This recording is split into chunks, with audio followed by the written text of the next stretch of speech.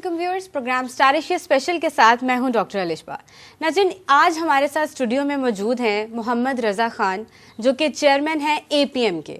इनसे हम जानेंगे कि एपीएम पाकिस्तान क्या है, इसके मकासद क्या है और ये तंजीम हमारी आवाम को किस तरीके से सर्व कर रही है। Welcome to the show sir. सबसे पहले तो हमें ये बताइएगा सर कि एपीएम क्या है। शुक्रिया डॉक्टर साहिबा। एपीएम से मुराद एंटी पोल्यूशन मूवमेंट पाकिस्तान है, यानी तहरीक इंसदाद आलूदगी। इसके मकासद गैर सियासी तौर पर और रज़ाकाराना तौर पर और पूरी मखलूक की खिदमत और हर किस्म की आलूदगी पे काबू पाने के लिए हर मुमकिन कोशिश है। और इसको हमने 1990 में इसको लॉन्च किया था, जब मैं कॉलेज लाइफ में था। और उस वक़्त हमें पता लगा कि एनवायरमेंटल पोल्यूशन की वजह से अनकरीब दुनिया में, पूरी दुनिया में, खाली किसी एक कंट्री या एक मुल्क या एक बर आज़म में नहीं, 20 करोड़ से ज़्यादा इंसान एक साल में कहत से हलाक हो जाएंगे। तो वो बड़ा अलार्मिंग था। वो एक दफ़ा तो बंदा सोच के परेशान हो जाता है। तो 20 साल, फिर उस वक़्त यंग एज थे, हमने कहा ये तुम्हारे होते में ये सब कुछ हो जाएगा अगर हमें अल्लाह ताला ने तभी ज़िंदगी दी।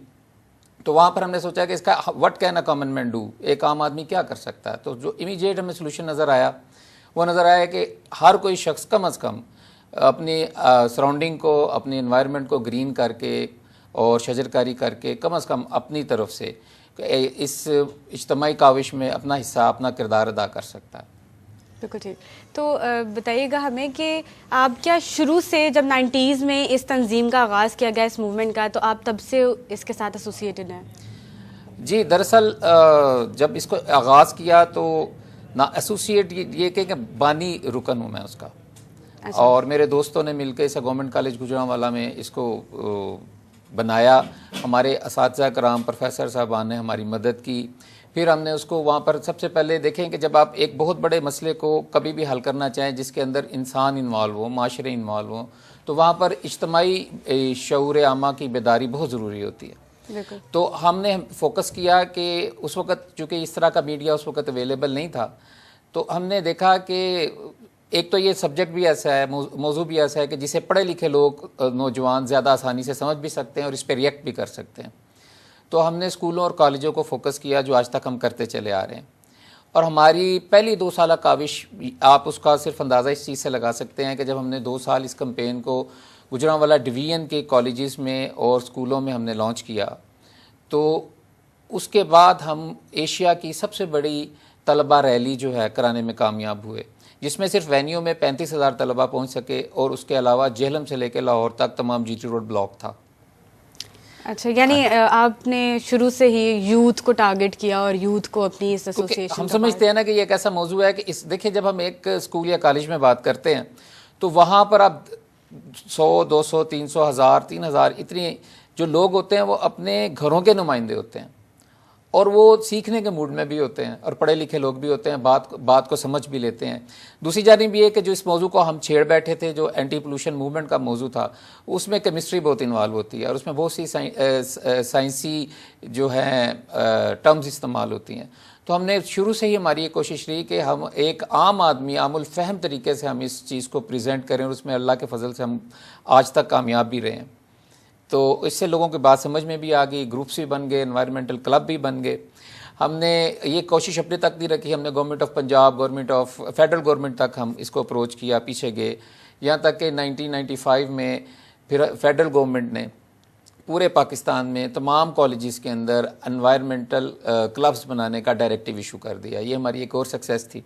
सही। इसके बाद हमने देखा कि हमारे अपने शहर में और कराची में तो वो एक टॉक्सिक वेस्ट डंपिंग हो रही थी। मगरबी अक़वाम जो हैं अपना जो फाजिल कचरा और फुजला है, जिसको वहाँ पर दोबारा काबिल इस्तेमाल बनाना, जिसके टर्म है रिसाइकलिंग करना, बहुत मुश्किल है, तो वो उसकी शिपमेंट पाकिस्तान में भेज देती थी। और चूँकि हमारा ये इलाका जो है इंडस्ट्रियल हब है, जहाँ पर पंखा साजी का एक बहुत बड़ा जो है एक निजी सनतें मौजूद हैं, गुजरांवाला, वज़ीराबाद, गुजरात, तो वहाँ पर एल्युमिनियम की बहुत ज़रूरत है। तो वो ये एल्युमिनियम फाइल और टिन पैक्स, इनके क्रश्ड बेल जो हैं वहाँ पर इंपोर्ट करके मंगवा लेते थे और चूँकि इनके अंदर प्लास्टिक इन्वॉल्व होता है, सिंपल इसको आग लगा देते थे और उससे निकलने वाला धुआं इतना जहरीला होता था कि सुबह के वक्त अगर वहाँ पर रात में कोई परिंदा रह गया तार पर या करीबी किसी दीवार पर या किसी दरख्त पे तो सुबह मुर्दा पाया जाता अच्छा, था। इस वेस्ट की डंपिंग का जो एक प्रॉपर तरीका है, जहाँ तक मुझे इल्म है कि इंसर्नेटर्स होते हैं, आप उनका एक प्रॉपर टेम्परेचर स्पेसिफिकेशन होती है, उसके अंदर आप जी उसे बिल्कुल डंप ऐसे ही है। आप उसको 1800-2000 डिग्री सेल्सियस तक आप उसको जलाएं तो फिर उसके जो है वो सिंपल वो कार्बन डाइऑक्साइड में कन्वर्ट होता है और वाटर वेपर्स में। अदरवाइज उसके अंदर बेंजीन रिंग बन जाता है, और बेंजीन रिंग अगर आप इनहेल कर लें तो वो आपके अंदर कैंसर प्रोड्यूस करता है। इसके अलावा जो ये बैटरीज को रिसाइकल, बैटरीज के अंदर से लेड और कैडमियम और कॉपर निकालने के लिए इसको भी जला देते हैं, क्योंकि उसका बाहर वाला सांचा तो प्लास्टिक का होता है। बिल्कुल। उससे जो फ्यूम्स निकलते हैं उससे आपको आपकी किडनी फेलियर हो जाता है। अगर आप इनहेल करते हैं आपको अर्थराइटिस हो जाता है, यानी गंठिए का मर्ज हो जाता है आपको। सही। हाँ जी, तो इस किस्म के वो सारे फ्यूम्स थे। तो हमने जब उसकी रैकी करना शुरू की, हम उस वक्त तलबा तंजीम थी, नॉन पॉलिटिकल बेसिस पे हम काम कर रहे थे, तो हमारे पास अंजुमन कुसाबा के सदर आ गए शहर के। वो कहने लगे कि जहाँ से पूरे शहर को गोश्त मुहैया किया जाता है, वहाँ के जो मवेशी वो ये बकरे और हैं, ये सब के सब जो हैं 2 या 3 दिन तक सर्वाइव करते हैं, वरना वो भी मर जाते हैं और बीमार हो जाते हैं उन फ्यूम से। तो जब फिर हम अलार्म्ड हुए कि यार ये क्या चक्कर है, फिर हमने उसके मुतालिक प्रॉप किया। हम EPA के पास दौड़े लाहौर में कि एनवायरमेंटल प्रोटेक्शन, अब तो डिपार्टमेंट है यहाँ पे, उस वक्त एजेंसी होती थी, तो इनके पास एक लेबॉर्ट्री थी जो ये चीज़ें चेक कर ही नहीं सकती थी इन किस्म के फ्यूम्स को, और उनके पास कोई पॉलिसी भी नहीं थी और मेथोडोलॉजी भी नहीं थी। फिर हमने PCSIR लेबॉर्ट्रीज़ के उस वक्त के चेयरमैन डॉक्टर मोहम्मद हनीफ साहब से रब्ता किया। फिर उन्होंने हमें गाइडलाइंस दी कि उन्होंने बताया कि आप देखें कि इसके जो है फील्ड में जाके कि ये इम्पैक्ट्स क्रिएट हो रहे हैं। फिर उन्होंने हमें बताया, अलाम किया। फिर हमने द न्यूज़ की टीम उस वक्त बुलाई, जंग ग्रुप वालों की। फिर हमने इस पे जब स्टोरी की तो हमें पता लगा कि ये शिपमेंट सब की सब जो है अमेरिका से और यूरोप से, और यहाँ के लोग जो हैं दूसरे, ये नहीं गवर्नमेंट्स, लेकिन उनके प्राइवेट जो इंडस्ट्रियल जोन्स हैं उनकी तरफ से यहाँ पर शिपमेंट कर दी जाती है। लेकिन इसका क्या बेनिफिट कि वहाँ से वेस्ट को मंगवा के यहाँ पे क्या करना है? इसलिए कि उनकी वो रिसाइकलिंग के वहाँ पर जो प्रोसीजर्स हैं, इंसिनरेटर्स हैं, वो सारा प्रोसेस को अडॉप्ट करना उनके लिए बहुत कॉस्टली है। सिंपल इसके कि आप उसको जैसे जापान वाले करते हैं, जापान वाले अपना इस किस्म का जितना कचरा है वो शिप्स पे भिजवाते हैं और उसको उसके इंसिनरेशन शिप्स में है, वो जाके पैसिफिक के अंदर जाके उसको जला देते हैं शिप्स के ऊपर ही।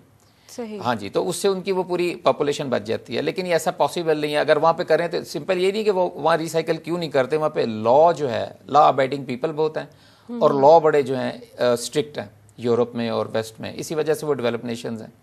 तो वो इस चीज़ को अपना एक ह्यूमन राइट समझते हैं कि किस तरह अपनी जो है सेविंग्स की जाए, तो सिंपल वो शिपमेंट कर देते हैं नॉन प्लास्टिक प्रोडक्ट्स के। अच्छा, यानी कंपैरेटिवली पाकिस्तान में ये एक्सपेंसिव नहीं है और यूरोपियन कंट्रीज में ये एक्सपेंसिव है प्रोसेस सारा? नहीं, ये हर जगह पे एक्सपेंसिव है। अगर आप यहाँ पर जितना हमारा टिन पैक यूज़ हो रहा है, जितना हमारा ये एल्युमिनियम फॉइल के अंदर जो चीज़ें हैं, टेट्रा पैकिंग है, आपके चिप्स हैं, लेज हैं, बहुत सी चीज़ें ऐसी हैं। और इसके अलावा आपके जो बोतलों के ऊपर वो जो ढकने होते हैं वो हैं, फिर आपकी जितनी मतरूका बैटरी हैं वो हैं, ये सब चीज़ें हैं। आपकी टूथपेस्ट सब यूज़ करते हैं। बिल्कुल। टूथपेस्ट की जो वो भी एल्युमिनियम फाइल से बनती है, उसकी बाहर वाली जो बॉडी है।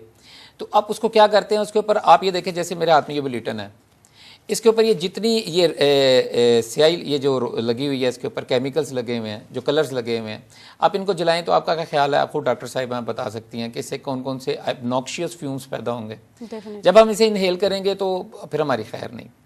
सर, आप एक बेंजीन का रिंग कहीं जाके अगर उसको डिपॉजिट हो गया आपके लंग्स के अंदर तो आपका लंग्स का कैंसर है। ब्लड के थ्रू वो चला गया लीवर में, लीवर का कैंसर है। इसलिए अब आप देखते हैं कि इतनी ज़्यादा आपके इर्द गिर्द बीमारियां फैल चुकी हैं और आप उसका सोर्स समझ नहीं पा रहे कि कहाँ से। मतलब ट्रैफिक पोल्यूशन से आपको लेड पॉइजनिंग हो रही है, ये भी आपको अर्थराइटिस की तरफ ले जाती है। अच्छा, हमें बताइएगा रजा साहब कि APM है एंटी पोल्यूशन मूवमेंट, इसमें पोल्यूशन को आप कैसे डिस्क्राइब करते हैं और पोल्यूशन की क्या टाइप्स हैं?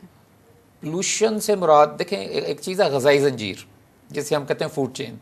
जो एक चीज़ के लिए पोल्यूशन होती है वो दूसरे की डाइट होती है, दूसरे की नॉरिशमेंट होती है। इसे हम कहते हैं कि जैसे हमारा वेस्ट जो है, सिंपल मैं सांस के हवाले से बात करता हूँ कि जो हमारा वेस्ट है, सांस जो हम छोड़ते हैं, वो कार्बन डाइऑक्साइड है, वो प्लांट्स कंज्यूम कर रहे हैं, पौधों का सांस है, बिल्कुल, वाइस और जो वर्सा। पौधों का है वो हमारा, हम जो उनके लिए जहरीली चीज़ है वो हमारे लिए, ये इसको तो हम पोल्यूशन नहीं कहते, सही। ये फूड चेन का हिस्सा है। हाँ, इसके अलावा कोई ऐसी एक्टिविटी, कोई ऐसे डिपॉजिट, कोई ऐसी चीज़ जिसका अखराज आपके एनवायरनमेंट में हो जिससे आपका सर्वाइवल ख़तरे में पड़ जाए, भले वो प्लांट्स का हो, भले यानी कि आप कह लें फ्लोरा और फौना दोनों में से जिसका भी वो सर्वाइवल है, वो जब एट स्टेक होता है तो हम कहते हैं कि ये चीज़ पोल्यूशन है, इस हैबिटेट के लिए, इन हैबिटेंट्स के लिए पोल्यूशन है।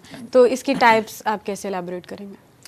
जनरलाइजेशन में तो है air pollution, water pollution, soil pollution, noise pollution, radio active pollution, even now आप स्पेस पोल्यूशन भी पैदा हो गया कि इंसान देखे जाता है वहाँ पे पोल्यूशन पैदा कर देता है। इन्होंने स्पेस टेक्नोलॉजी को डेवलप किया, वहाँ पर अपने सेटेलाइट जिसके थ्रू अब हम लोगों को अपना मैसेज भी पहुँचा रहे हैं, तो ये जब यहाँ पर ज़ाया हो जाते हैं तो ये भी वहाँ पे एक पोल्यूशन है। जो नेक्स्ट जो एक्टिव सेटेलाइट है उनके लिए हैजर्डस हैं। अच्छा, ये सारी टाइप्स को अगर हम डिफरेंशिएट करें तो which type affects the human body the most? देखें, जो बंदा सांस लेता है उसे हम कहते हैं ये जिंदा है, बिल्कुल। तो जो लोग मैं समझता हूँ कि फ़ज़ाई आलूदगी जो सी है ना at the top of the list है। और इस वक्त अगर हम लाहौर के प्रेमिसेस की बात करें तो एयर पोल्यूशन जो है, ये क्या इसके मेजर फैक्टर्स हैं जिसकी वजह से ये फैलती जा रही है? इतनी बढ़ गई है अब एयर पोल्यूशन कि आप हर दूसरे बंदे को देखें वो किसी ना किसी मर्ज में मुब्तला है। हाँ, साइनस के प्रॉब्लम तो यहाँ पर हमारा कौमी निशान बनता चला जा रहा है। बिल्कुल। अब पैदा होते से बच्चों को लेके आप छोटे छोटे बच्चों को देख लें, एज़मा का प्रॉब्लम है उन्हें, सांस की बीमारियां, और ये वो हर इतनी कॉमन हो गई है ये रेशो। देखें, बात यह है कि जब हम फॉसिल फ्यूल पे रिलाई करते हैं, ग्रीन एनर्जी की तरफ नहीं जाते हैं, हमारे इंजन जो हैं वो हमें आपको कार्बन मोनोऑक्साइड दे रहे हैं आपको, क्योंकि लेड जो है वो उसके अंदर इस डाला जाता है आपके पेट्रोल में, और ये फिर डीजल से आपका जो निकलते हैं फ्यूम सारे के सारे, ये तमाम के तमाम लेड स्पेशली जो है ये हैवी मेटल्स हैं और ये 7 से 8 फीट तक हैंग करते हैं। धुआं गर्म होता है ऊपर उठ जाता है, लेकिन लेड जो है वो हैंग करता है नीचे और आपके वो सांस के लेवल पर होता है। और सबसे ज़्यादा जो है इस वक्त लाहौर समेत जितने भी दुनिया के बड़े शहर हैं वो लेड पॉइजनिंग, उसके शहरी जो हैं लेड पॉइजनिंग का शिकार हो रहे हैं। सही। अच्छा, टेम्परेचर चेंजेस की अगर हम बात करें तो पोल्यूशन का किस हद तक रोल है? टेम्परेचर चेंजेस, ये सर्दी है तो उसकी शिद्दत में इजाफा होता जा रहा है, गर्मी है तो उसकी शिद्दत में इजाफा होता जा रहा है, पोल्यूशन क्या रोल प्ले करती है इसके बढ़ने में? देखें, पोल्यूशन का बड़ा ख़तरनाक रोल है। क्लाइमेट चेंज जो है जिसके लिए इस वक्त दुनिया में फोरम बने हुए हैं, अक़वाम मुत्तहिदा का पैनल बना हुआ है, उसके अंदर थाउजेंड एंड थाउजेंड साइंटिस्ट हैं, डिफरेंट टाइप्स के अर्थ साइंटिस्ट हैं, क्लाइमेटोलॉजिस्ट हैं, तो वो सब के सब जो हैं वो इस चीज़ को फोकस किए हुए हैं कि क्लाइमेट चेंज की वजह से पूरी दुनिया के अंदर ह्यूमन लाइफ एट स्टेक हो चुकी है। नाज़रीन, गुफ्तगू का आगाज़ यहीं से आगे करेंगे। रज़ा साहब से मज़ीद जानेंगे कि क्या ऐसी कंडीशंस हमने खुद ही अपने लिए पैदा करते जा रहे हैं जिसकी वजह से अल्टीमेटली हम ही एट द एंड सफ़र करते हैं, और ऐसी क्या चीज़ें हैं, ऐसी क्या एहतियाती तदाबीर हैं जिनको अपनाते हुए हम अपने माशरे को बेहतर बना सकते हैं और एट द एंड अपने आप को बेनिफिट पहुंचा सकते हैं। हमारे साथ रहिएगा।